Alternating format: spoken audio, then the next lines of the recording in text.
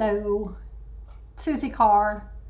I am just attempting to see what going live using ecamm live is like.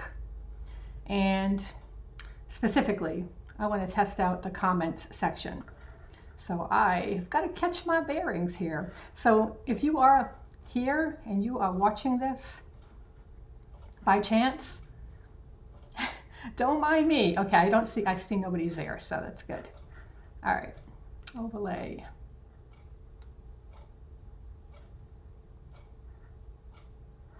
Let's see here. Window, comments.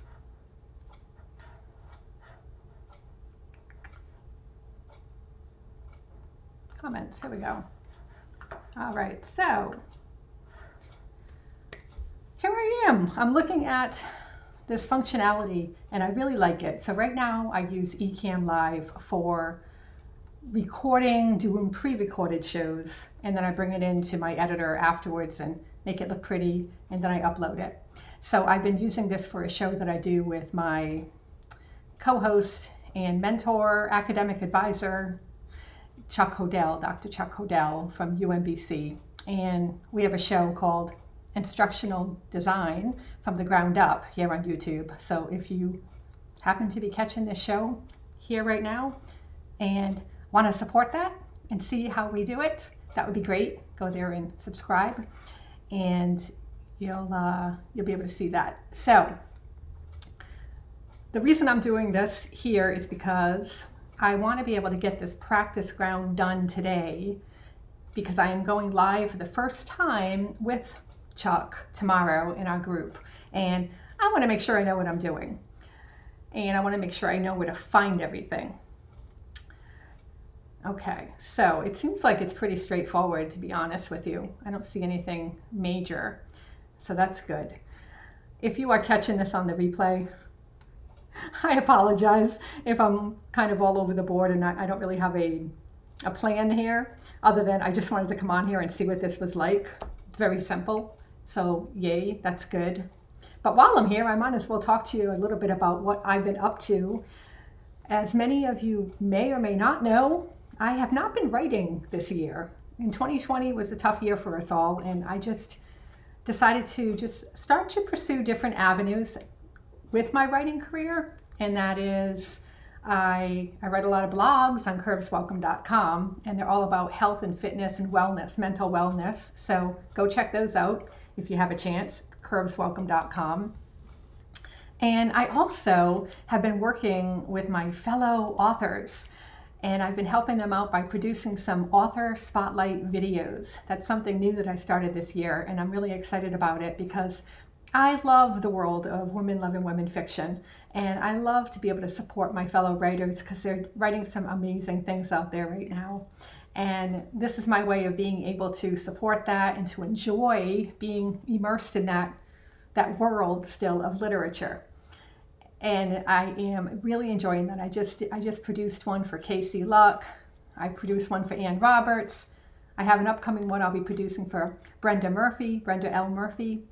And so they're fun, and it brings out the storyteller in me because I'm able to help pull their story from them, and I turn our 30-minute conversation into a 5-minute succinct, concise storytelling of their book, of their book. It's a spotlight on their book. It's them talking, and I just put it all together with music and pretty photos and stock footage and their voice. So it's been a lot of fun being able to do that. And I think what I'm going to start doing here on this channel to help support my fellow writers and thus readers of women loving women fiction is to be able to start putting together live productions like this, where I am sharing tips for authors to be able to be better interviewers, to be better on camera, to better engage with their readership. And I have a lot of ideas. I have a lot of ideas through a lot of the training I do, through my background as a marketing professional. I've been doing that for a long time. It's going on, gosh, I think I've been in the marketing world since 2002. So that's many years. And video production, that's my forte. That's what I do for my job at UMBC. So I'm doing that, and I love telling stories through digital means. So I would really like to be able to support my fellow authors by sharing those kinds of tips that I've learned along the way on how to best present, how to best use your narrative voice to be able to communicate with readers and engage with them, and be able to capture new readerships. And so I'm excited about that. If you are an author and you're watching this, go check out my work at sunnybeeproductions.com. That's where I have my author spotlights being featured right now. And you'll get a sense of what I'm trying to do and what I'm trying to teach fellow authors, how to present themselves in that way. And a lot of that I picked up through being a Toastmaster as well. So Toastmasters has taught me so much about being able to do like an impromptu type of video like this. Just get on without a plan and speak. But speak about something of value, hopefully, and something that is worthwhile. And so it teaches you how to do that. One of the things that always used to drive me crazy about the way I would sound when I was on interviews, when somebody else would be interviewing me for their podcast or their radio show, was that I used to say the words, the filler words, like, so you know.